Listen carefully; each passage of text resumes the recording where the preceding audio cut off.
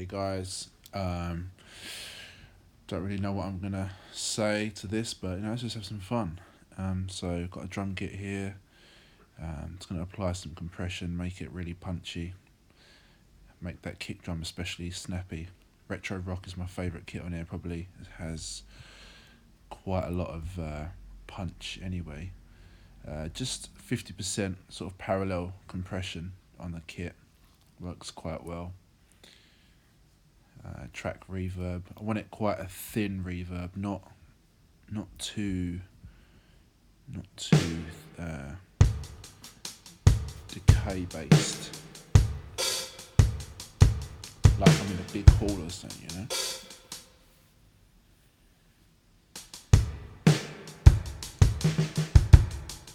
Probably do with a little bit of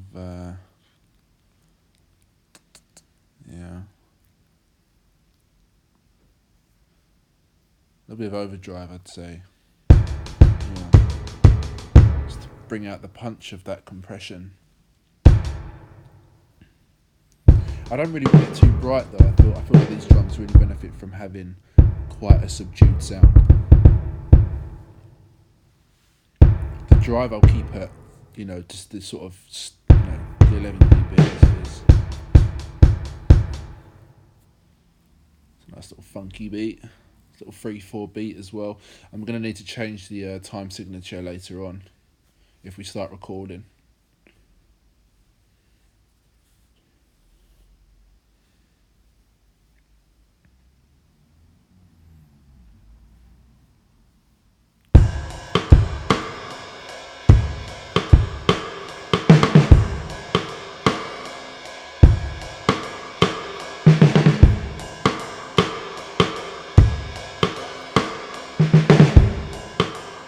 I think I might record something like this.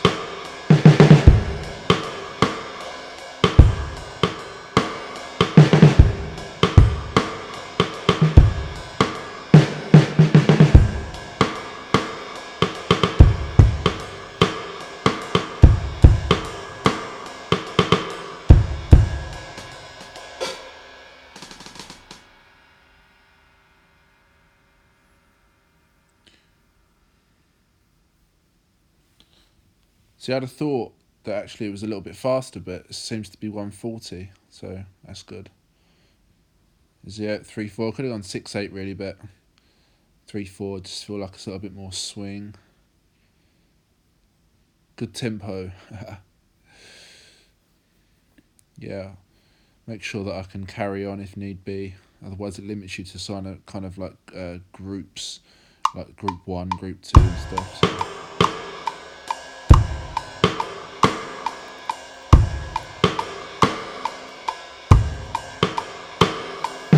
There you go. It's the first bar, or first 9 bars, or the first section, as GarageBand would call it. Now I'm going to go in here and change the snares at the end so that they kind of go from, soft to piano to forte. That kind of nice little roll feel at the end. And you'll probably see later in the video if I do hi-hats, I'm going to be doing the velocity on those as well, just to make them a little bit more, fit in with the rhythm. So let's just make this one. So as you can see, they're ascending in velocity, so you get that kind of nice rhythmic feel at the end of the bar, rather than them just being the same velocity, which would give the same kind of stuttered feel, which isn't great.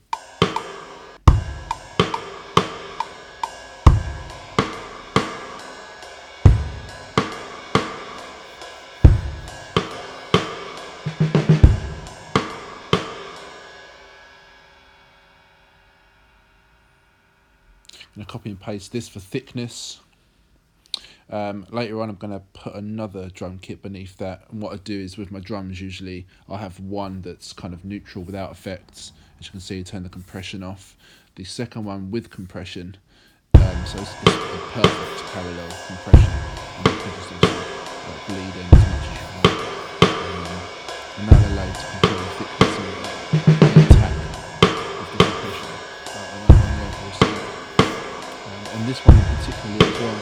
adjust the overdrive to make sure that they are a little bit brighter than the central one. Cut these lows. I don't know if it always to be as punchy as the normal one above it. Just drop that kind of below. Mainly 50k lows. Just brighten up those wide.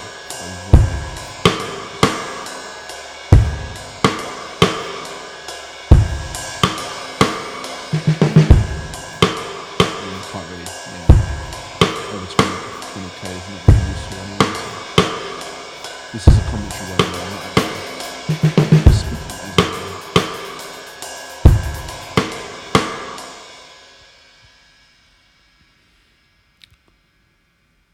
So yeah, these are the hi-hats, I believe.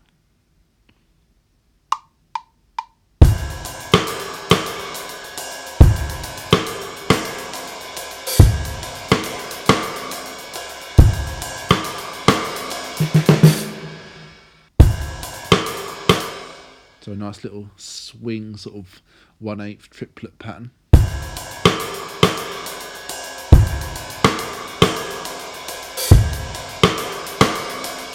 we're going to have to go through the arduous process of making each individual hi-hat sort of accented individually.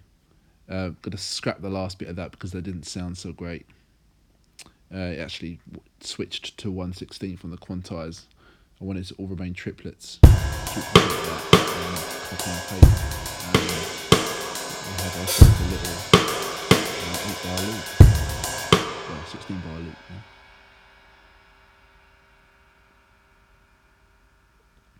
So what I've done is I've made 3 drum kits, the same track, and then that kind of makes it a lot thicker. The timbre is very important to me. I love, the depth and the overall thickness of instruments.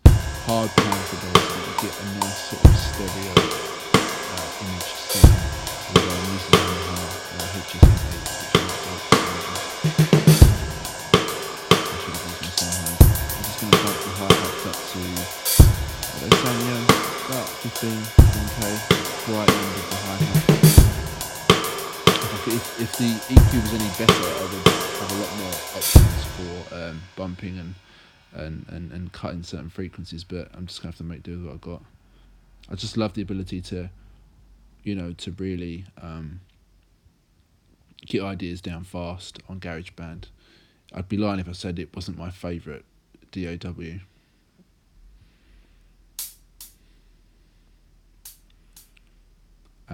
So yeah, now it's the individual process of making each note accented. And I do like the way that you can go into stuff on GarageBand like this. You can change individual notes, you can change individual things and really make it sound quite unique. That's something that I've noticed, and many other sort of iPad DAWs, they don't really allow you to go in and change so much on the piano roll, but you can automate on this as well. My iPad actually runs out of storage space later in the video. That's why it ends abruptly.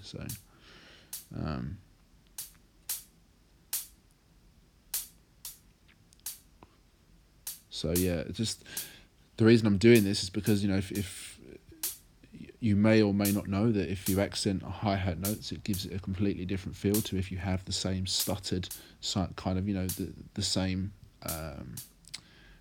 sort of strike on every hit.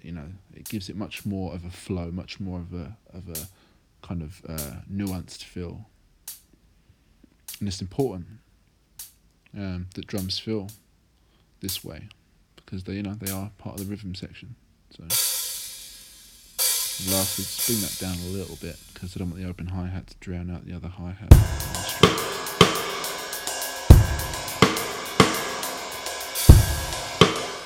Sounds good. Just copy and paste.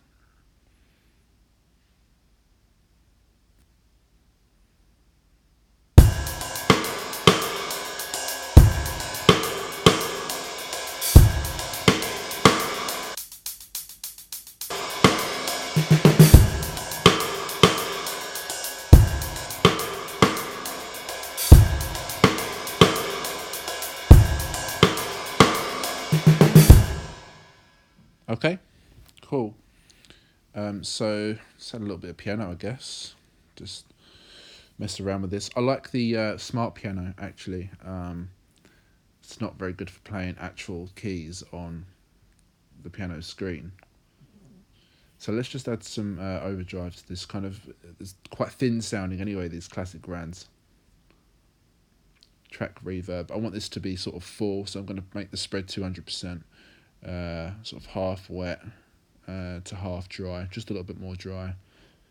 And reverb time, I probably should change that. B flat minor 7. Let's look out for that. There you go. A minor 7 as well. Let's bring down the, it's quite mushy with the overdrive in it. To make it thicker, it's going to make the low end thicker as well, so let's just take some of those frequencies out. Brighten it up fully.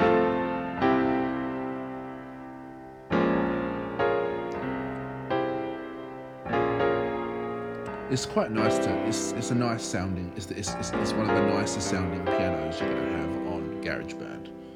Unless you have a plugin, of course, like a Korg plugin, which I do have, but I don't have it installed because, again, I have no memory on this iPad.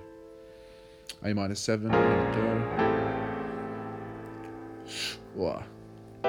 Quite juxtaposing chords, really. Really good.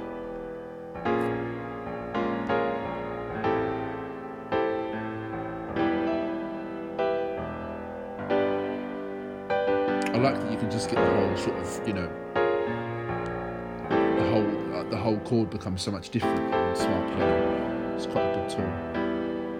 And obviously you can change the chord to pretty much anything you can imagine. We're not exactly Coltrane. We can't have, sort of really complex chords, but you can have sort of, I do love a sus chord. Brings the edge, brings the suspense.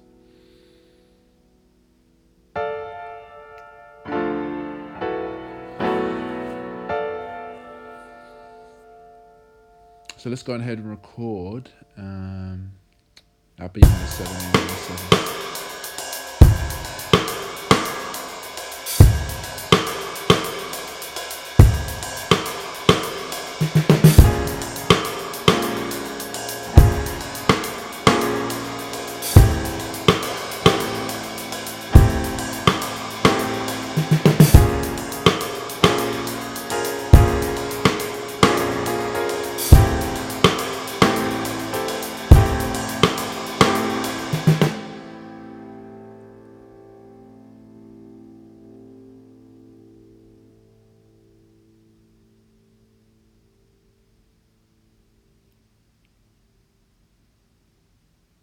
Let's bump the middle frequencies of the piano. Let's get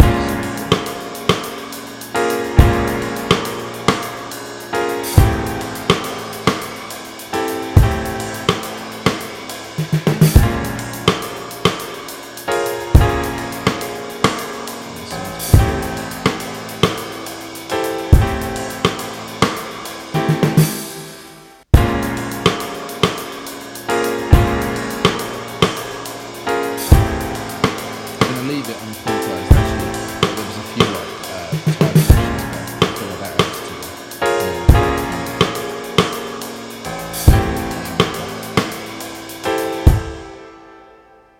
Quite lazy.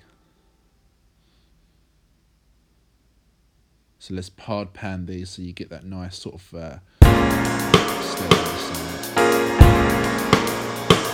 And if the video is longer, I'd actually export the bounce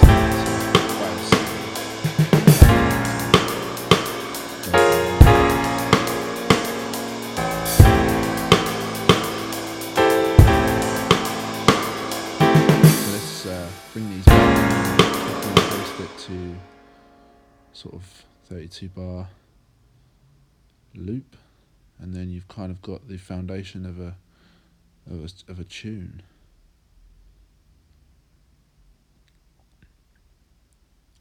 So select all, copy and paste.